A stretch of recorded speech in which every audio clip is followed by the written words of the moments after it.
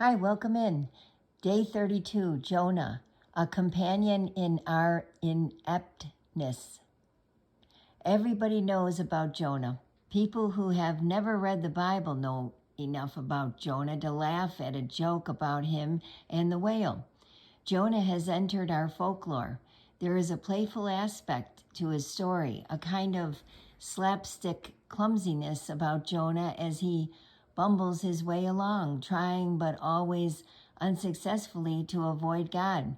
Jonah 1:3 says, Jonah got up and went the other direction to Tarshish, running away from God, as far from God as he could get. But the playfulness is not frivolous. This is deadly serious.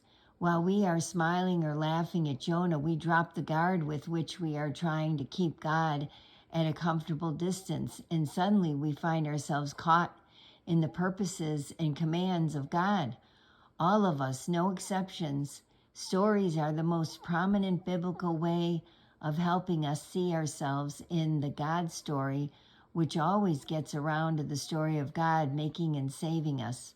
Stories, in contrast to abstract statements of truth, tease us into becoming participants in what is being said. We find ourselves involved in the action. We may start out as spectators or critics, but if a story is good, and the biblical stories are very good, we find ourselves no longer just listening to, but inhabiting it. One reason that the Jonah story is so enduringly important for nurturing the life of faith in us is that Jonah is not a hero too high and mighty for us to identify with. He doesn't do anything great. Instead of being held up as an ideal to admire, we find in Jonah a companion in our ineptness. Here is someone on our level.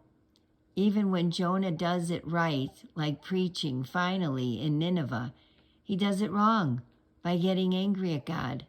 But the whole time God is working within and around Jonah's very ineptness and accomplishing his purposes in him. Most of us need a biblical friend or two like Jonah.